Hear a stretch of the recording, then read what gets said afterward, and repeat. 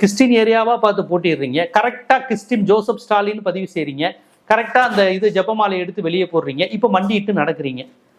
புரியுதுங்களா? அப்படியே பக்கா பாஜக பேட்டர்ன், மதத்தை வைத்து செய்கின்ற அரசியல்.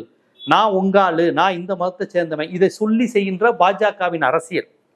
பொதுவாக அந்த மத நம்பிக்கைகள் சடங்குகளா அரசியல் களத்துக்கு கொண்டு வர்றதுங்கிறது பாஜகவுடைய பேட்டர்ன் தான். அண்ணாமலை சவுக்கால அடிச்சுக்கிட்டாரு தெரியுமா?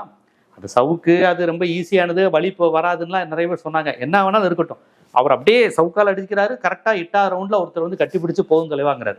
ஏன் 8 ரவுண்டு வரையும் அடிக்க விட்டாரு? சரி, அது தனி கதை, அது முடிஞ்சு போச்சு. இந்த சவுக்கால் அடித்துக் கொள்வது இதெல்லாம் ஒரு அரசியல்வாதிக்கு தேவையில்லாதது. இன்னும் சொல்ல போனா மூட நம்பிக்கைக்கு எதிராக இந்திய அரசியலமைப்பு சட்டம் இருக்கு.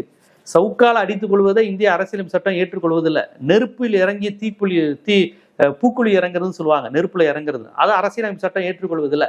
இதெல்லாம் சராசரி மக்கள் கடவுள் நம்பிக்கையில செய்யறது, குழந்தையை காவடியில் இப்படி தொங்க விடுறது, காவடி எடுத்து போறது, இதையெல்லாம் கூட அரசியலமைப்பு சட்டம் அறிவியல் பூர்வமா தடை செய்யுது. இதை மக்கள் செஞ்சாலே நம்ம ஏன்பா இப்படிலாம் செய்றீங்க, கடவுள் இதெல்லாம் எதிர்பார்க்கலப்பா, உங்களை வருத்தி கொள்ளாதீங்க, குழந்தைகளை இப்படி போய் எண்ணெயில ஊத்துறாங்க, குழந்தைய பண்ணுவோம், இந்த மாதிரி மூட நம்பிக்கைகளை சராசரி மக்கள் செஞ்சாலே தடுக்க வேண்டியது ஒரு நல்ல அரசியல்வாதியின் கடமை, நல்ல காவல்துறையின் கடமை, ஒரு வழக்கறிஞரின் கடமை, நம்மை போன்ற ஊடகவியலாளர்களின் கடமை.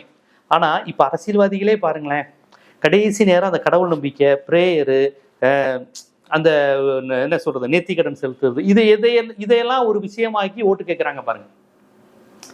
எவ்வளவு ஒரு மதத்துக்கு அப்பாற்பட்டு செய்ய வேண்டிய விஷயத்தெல்லாம் ரொம்ப ஓப்பனா திருச்சி கிழக்குங்கிறதுனால தான் இந்த வேலையெல்லாம் நீங்க பாத்துக்கிட்டு இருக்கீங்க. இதே மயிலாப்பூர் தொகுதியில விஜய் நின்று இருந்தா நீங்க சர்ச்சுக்கு போய் இப்படி மண்டி போட்டு நடப்பீங்களா?